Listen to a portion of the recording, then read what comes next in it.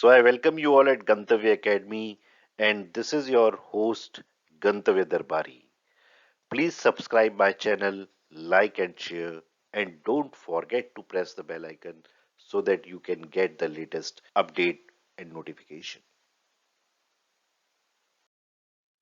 So let's begin with this quote. Winners don't do different things, they do the same things differently. अब आप सब winner बनना चाहते हो, ठीक है, यानी सब अच्छे नंबर लाना चाहते हो, तो विनर्स ऐसा क्या काम कर रहे हैं? वो सारी चीजें वही पढ़ रहे हैं जो आप पढ़ रहे हो। उन पे भी 24 आवर्स इन अ डे, आप पे भी 24 आवर्स इन अ डे। उन पे भी उतना ही टाइम मिला है प्रिपरेशन का जितना आपको मिला है। तो winners don't do different things. वो कोई अलग काम नहीं कर रहे। They do the same things differently. वो उन्हीं काम को अलग तरीके से कर रहे हैं। तो आपको वो अलग तरीका ढूंढना है। अगर आपने वो तरीका ढूंढ लिया तो आप भी विनर हो जाओगे। ठीक है, तो मैं आगे की स्लाइड में आपसे वही डिस्कस करने वाला हूं, तो ध्यान से सुनिएगा। Again I am repeating, winners don't do different things, they do the same things differently. So this video is all about 15 minutes strategy, toppers method. तो 15 मिनट्स स्ट्रेटेजी क्या मतलब है इसका? एक्चुअली जब भी आपको एग्जाम में क्वेश्चन पेपर मिलेगा, whether you are attempting for the internal school exams, school based exams और द बोर्ड एग्जाम्स, आपको एक 15 मिनट का टाइम पीरियड मिलता है जिसमें आप अपने आंसर शीट की एंट्रीज भरते हैं और आप क्वेश्चन पेपर रीड करते हैं। तो जैसे ही आपको आंसर शीट मिलती है तो आप उसमें बेसिक एंट्रीज भर दीजिए, और जो भी एंट्री आपको समझ में नहीं आ रही है उसको मत भरिए, अपने एग्जामिनर से उसको क्लियरिफाई कर लीजिए। अब हमारा काम शुरू होता है कि हम उन क्वेश्चंस को या उस क्वेश्चन पेपर को कैसे पढ़ना है। तो इस मॉड्यूल में या इस वीडियो में मैं इसी चीज को डिस्कस करूंगा कि वो जो 15 मिनट्स हैं जिस समय हम अपने क्वेश्चन पेपर को रीड कर रहे हैं, we should be focused. Okay, और हम उन 15 मिनट्स का बेस्ट यूटिलाइजेशन कैसे करें। अगर हम उस 15 मिनट्स को बेस्ट यूटिलाइज कर लेते हैं एक स्ट्रेटेजी बना के, तो मैं आपको श्योर करता हूं कि आप कम से कम नहीं तो अपने 5 to 15 मार्क्स का डिफरेंस ला सकते हैं। Really these 15 minutes are the deciding factor कि आप जो नेक्स्ट 180 मिनट्स या 3 आवर्स देने वाले हैं उसमें कैसा अटेम्प्ट करेंगे, क्या अटेम्प्ट करेंगे। So really guys, I am telling you, this is a very very very important video. So students, 15 minutes strategy वो रणनीति है जो हम 15 मिनट के लिए बनाते हैं, जो 15 मिनट हमें दिए गए हैं क्वेश्चन पेपर रीड करने के लिए। 15:180 यानी वो 15 मिनट्स डिसाइडिंग फैक्टर हैं कि हम आगे के 3 घंटे यानी 180 मिनट्स कैसे यूटिलाइज करने वाले हैं। Why 15 minutes have been given? 15 minutes have been given to read the question paper. Previously वो 15 मिनट नहीं दिए जाते थे, आपको पूरा पेपर 3 घंटे में ही फिनिश करना होता था। तो अब उन 15 मिनट्स में क्या करना है, and I am telling you, ये सोची समझी रणनीति होती है कि मुझे कैसा करना है। ऐसा नहीं होता कि वहीं बैठे आप पूरा पेपर पढ़ लेंगे और 1 से लेकर आप 36 क्वेश्चन 15 मिनट से पढ़ सकते हैं। No no no no. What you usually do, अब हम जब क्वेश्चन पेपर करते हैं और जो हमें अगर मान लो पहला ही क्वेश्चन नहीं आया, तो अब मेरा प्रयास ये होता है कि मैं आसपास बैठे बच्चों से उस क्वेश्चन पेपर का आंसर पूछ लूं, या मैं अपने माइंड में ये मेकअप कर लूं कि भैया मेरे को फर्स्ट क्वेश्चन ही नहीं आता, मैं आगे कैसे करूंगा। मैं क्या कर रहा हूं, अपनी एनर्जी का वेस्टेज, अपने टाइम का वेस्टेज कर रहा हूं। अरे जो क्वेश्चन नहीं आता उसको छोड़ो भाई, आगे के क्वेश्चन पे बढ़ो, जो आते हैं उसको तो करो। अब वो एक क्वेश्चन नहीं आता, इसके कारण आपका आगे का पेपर खराब होने वाला है। तो आपको करना क्या है, जो नहीं आता उस पर सर्किल मारिए और आगे बढ़िए। और उसको हम क्या कर सकते हैं, उसमें भी हम ऐसा तो नहीं कुछ नहीं लिखेंगे। Never leave a question unattempted. Question में जो भी पॉइंट्स है उनको पॉइंट वाइज 1 2 3 4 लिखिए, कुछ ना कुछ लिख के जरूर आइए। और जो नहीं आता उस पर फोकस न करके जो आता है उस पर फोकस करिए। तो ये बिगेस्ट मिस्टेक है जो हम करते हैं।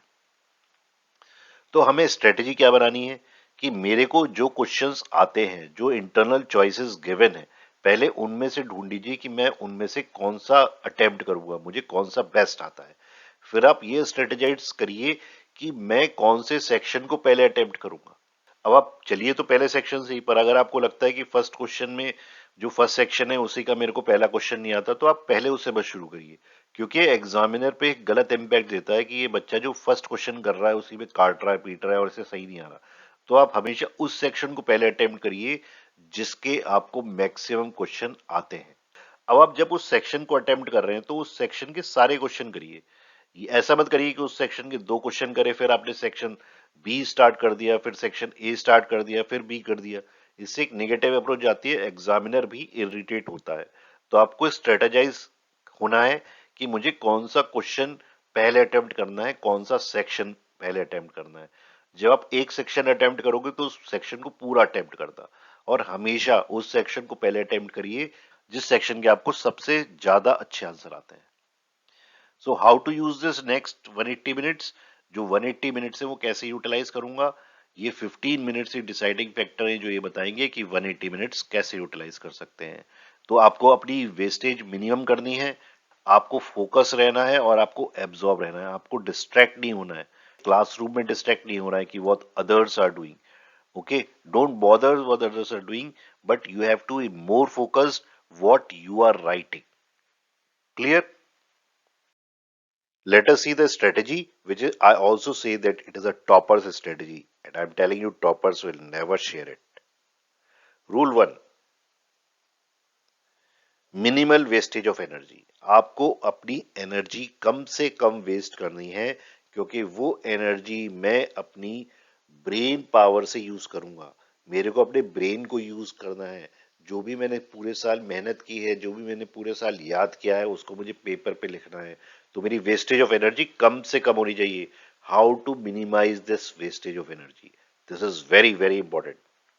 Rule 2, don't start with MCQ or 1 mark question. Don't read MCQ or 1 mark question first. Okay? And most of the students do this. Rule 3, you must know which question you will attempt. जो आपकी internal choices है उनको आप बड़े ध्यान से पढ़ो दोनों क्वेश्चंस को, और ये देखो कि मैं उनमें से कौन से क्वेश्चंस को अटेम्प्ट करूंगा। जहां भी चॉइसेस गिवन है इंटरनल क्वेश्चंस में, उसमें आप पहले ही पेंसिल से टिक लगा लीजिए कि मैं इन क्वेश्चंस को अटेम्प्ट करूंगा, जिससे जब आप पेपर को अटेम्प्ट करेंगे तब आपको ये सोचने की जरूरत ना पड़े कि मैं ये क्वेश्चन करूं या वो क्वेश्चन करूं, so that you can minimize your wastage of energy. Rule 4, at the end read the MCQ और द 1 mark क्वेश्चन। वो हम पढ़ेंगे, पर कब पढ़ेंगे? लास्ट में, क्योंकि मोस्टली हमारा जो टाइम वेस्ट होता है वो 1 mark क्वेश्चन को रीड करने में होता है। और 15 मिनट्स अगर आपको मिले, आई एम टेलिंग यू कि 7 to 8 मिनट्स आप उन्हीं पे अपना वेस्ट कर देते हो। बच्चे मेरे से पूछते हैं, sir minimal wastage of energy इसका क्या मतलब हुआ सर?